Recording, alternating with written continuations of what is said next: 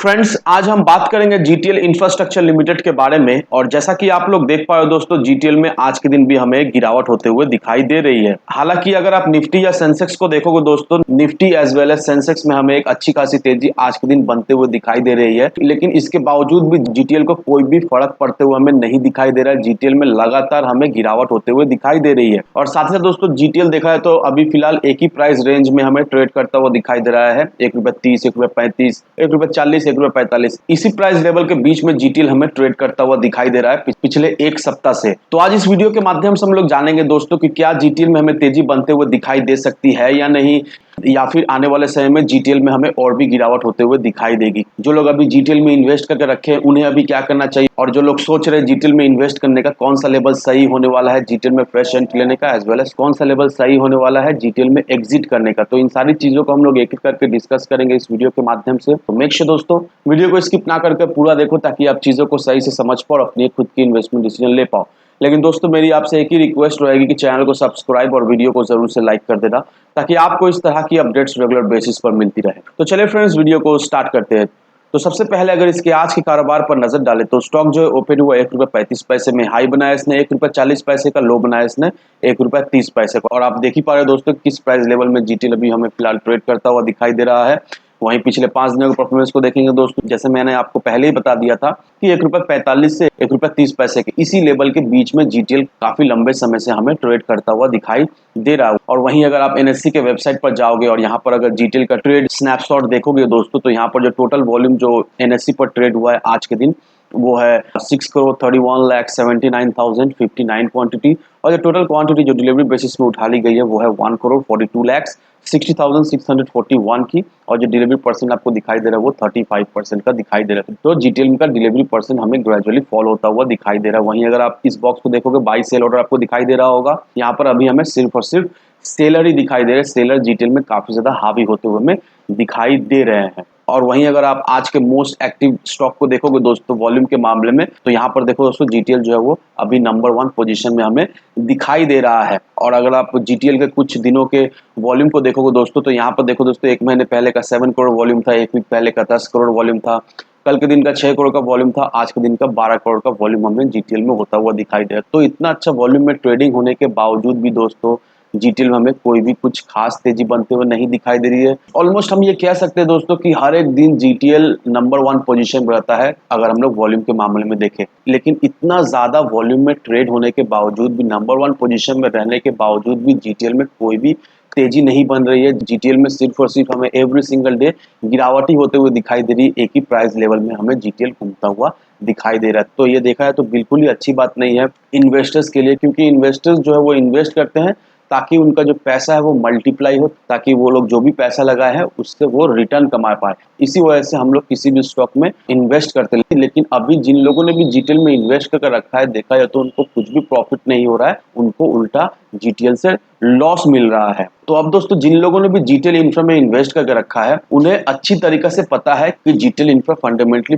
बहुत ही वीक है। और अगर आप इसके रेवेन्यू को देखोगे, नेट प्रॉफिट को देखोगे, किसी भी चीज को देख लो दोस्तों, इसमें हमें कुछ भी पॉजिटिव नहीं दिखाई दे रही है। इसमें हमें सिर्फ और सिर्फ नेगेटिविटी ही दिखाई दे रही है। यहाँ पर देखो दोस्तों, रेवेन्यू 2021-2022 का ऑलमोस्ट हमें सेम दिखाई दिया। लेकिन अगर आप नेट प्रॉफिट एंड लॉस को देखोगे दोस्तों, यहाँ पर 2021 में इसका जितना लॉस हुआ करता था 1270 करोड़ रुपए का, रेवेन्यू ऑलमोस्ट सेम होने के बावजूद भी इसका जो लॉस है उसमें हमें अच्छी खासी बढ़ोतरी होते हुए दिखाई दी। 1270 करोड़ हमें 1474 करोड़ होता हुआ दिखाई दिया। तो अब देख लो दोस्तों, कंपनी बहुत ज्यादा ही घाटे में है। इसका ईपीएस देखोगे दोस्तों, वो भी हमें नेगेटिव ही दिखाई दे रहा है।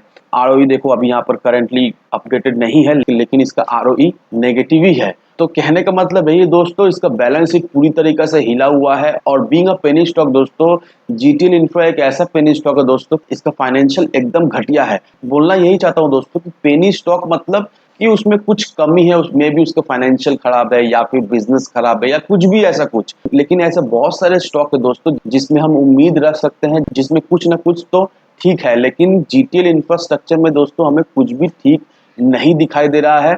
जीटीएल इंफ्रास्ट्रक्चर इतना वॉल्यूम के साथ जो ट्रेड होते हुए हमें दिखाई दे रहा है दोस्तों, इसका सिर्फ एक ही रीजन है, वो है जीटीएल का सेक्टर। जीटीएल जिस सेक्टर को बिलोंग करता है दोस्तों, लोगों को ऐसा लगता है कि इसमें प्रचुर संभावना है, आने वाले समय में इस सेक्टर में हमें एक अच्छी खासी ग्रोथ होते हुए दिखाई देगी। इस वजह से ही लोग जीटीएल में इन्वेस्ट करके रखे हैं। अब आपको समझना है कि कंसर्न की ये बात है कि जीटीएल का प्रमोटर्स होल्डिंग ना के बराबर है, और एफआईआईएस को देखो या फिर डीआईएस को देखो दोस्तों, ये लोग जीटीएल में लगातार अपना होल्डिंग जो है वो कमाए जा रहे हैं। एफआईआईएस का जो अभी करंट होल्डिंग है वो देखा जाए तो ना के बराबर है। समझ लो एफआईआईएस ने पूरी तरीके से जीटीएल में एग्जिट कर दिया है, तो ये 0.12% मतलब कोई भूमिका ही नहीं है एफआईआईएस का। तो ये कंसर्न की बात है। जिन लोगों ने भी जीटीएल में इन्वेस्ट कर रखा है दोस्तों, उन्हें मैं यही बताना चाहूंगा कि लिमिटेड क्वांटिटी में ही इन्वेस्ट करें। ऐसा नहीं है कि सेक्टर में प्रचुर संभावना है तो इसका मतलब ये नहीं कि पूरा पैसा हम डालना शुरू करें। नहीं दोस्तों, जीटीएल जैसा और भी कई स्टॉक है जिसमें आप अगर इन्वेस्ट करते हो तो बहुत ज़्यादा चांसेस है उससे आपको अच्छा रिटर्न मिले, बहुत ज़्यादा चांसेस है कि आपका जो पैसा है वो सेफ रहे एज कम्पेयर टू जीटीएल। लेकिन फिर भी अगर आप मन बैठा लियो नहीं मैं जीटीएल में पैसा लगाऊंगा, इसमें मैं अच्छा प्रॉफिट कर सकता हूं, तो इसका भी आपको एक टेक्निक फॉलो करना है। टेक्निक यही है दोस्तों कि अगर आप सही लेवल पे एंट्री एज वेल एज सही लेवल पर एग्जिट लेते हो दोस्तों, तो नो डाउट मैं हमेशा यही कहता हूं कि खराब से खराब स्टॉक में भी आप एक प्रॉफिट बना सकते हो। क्योंकि मैंने दोस्तों बहुत समय पहले ही बता दिया था कि अगर आप सोच रहे हो जीटीएल में इन्वेस्ट करने का दोस्तों, तो ₹1.45 वो लेवल नहीं है जिस लेवल पे आप इन्वेस्ट करोगे। ₹1.45 ₹1.40 वो लेवल है जिस लेवल पर आप एग्जिट करोगे जीटीएल में। और जो एंट्री पॉइंट होने वाला है जीटीएल का वो है ₹1.10 से ₹1.20। इसी लेवल के बीच में आप एंट्री लो दोस्तों, और ₹1.40 ₹45 जब भी हो यहाँ जीटीएल से एग्जिट ले लो दोस्तों।